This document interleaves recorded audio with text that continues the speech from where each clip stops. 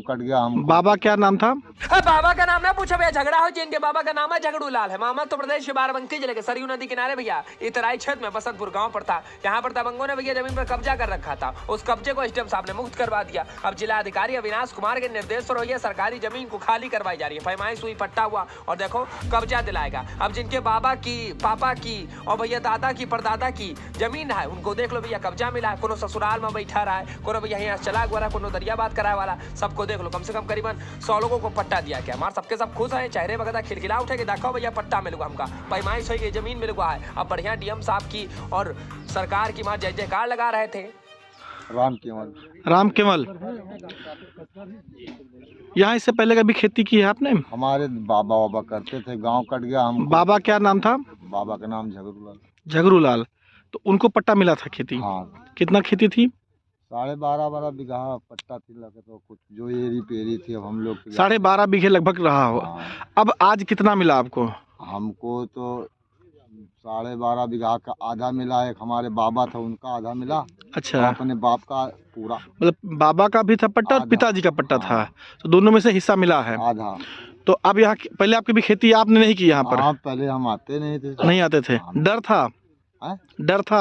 डेढ़ तो जो था ही था। हम ससुराल में थे साहब, आपको झूठ। अच्छा, तो अब डर नहीं लगेगा खेती करने में? अब तो कोई डर नहीं। हर शासन प्रशासन जब भैया साथ है मैं तो डरने की काहे की बात, और काहे डरेंगे भैया। दादा बाबा की खेती है तो बढ़िया खेती करेंगे, खेती बाड़ी करके धान उगाएंगे, गेहूं उगाएंगे और सबका पेट भरेंगे। 2000 बीघा भैया भूमि की पैमाइश भी हो चुकी है और यही नहीं 100 लोगों को पट्टा भी दिया जा चुका है जमीन का। और एसडीएम साहब राम आसरे वर्मा जी की देखरेख में तहसीलदार ज्ञानेंद्र सिंह भैया पूरी टीम के साथ जुटे हुए हैं। लगातार पैमाइश कर रहे हैं, लगातार पट्टा दिला रहे हैं। देखो कितना बढ़िया काम कर रहे हैं। ऐसे में दरियाबाद के हमको राम मिलन मिल गए, कहे देखो भैया हमारे पिताजी की मां जमीन रहा है, हमको मिल गया है जमीन। देखो बहुत खुश रहा है, हमारा अंगूछा बांध के आ रहे हैं। जमीन आपकी है क्या? पिताजी की थी यहाँ, तो वो भी मिली है। तो पिताजी को पट्टा मिली थी ये कि बाबा को मिली थी? पिताजी को मिली। पिताजी को पट्टा मिली थी। कितनी जमीन थी? 12.5 बीघा। 12.5 बीघा। रानीपुर में किसने सूचना दी आपको? हमारे भाई हैं यहाँ, भाई रहते हैं, दादा के लड़का है यहाँ। तो उन्होंने बताया कि जमीन मिल रही है। जमीन अब रामसराय घाट के लोगों का भैया जमीन मिल गई और यहाँ फतेहपुर वाले लोग धरना प्रदर्शन करे खातिर बैठ गए। ग्राम भैया बासरी के ये करीब 70 लोग हैं। 30-40 साल पहले सीलिंग के भूमि पर पट्टा दिया गया था इनको, लेकिन मौजूदा वक्त पर भैया पता नहीं कौन से दबंग आदमी रहे, सब जने चढ़ करके कब्जा कर ली।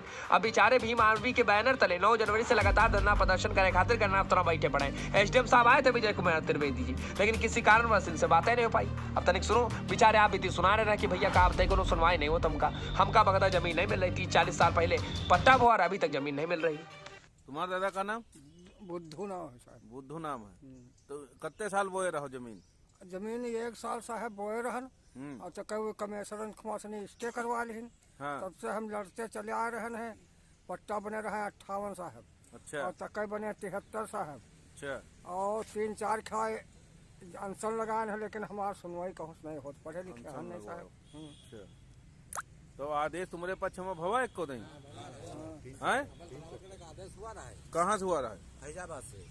अच्छा, हाँ, फैजाबाद से आदेश हुआ। तो ये 9 तारीख से आप लोग धरने बैठे हो? हाँ। रात में रुका था यहाँ?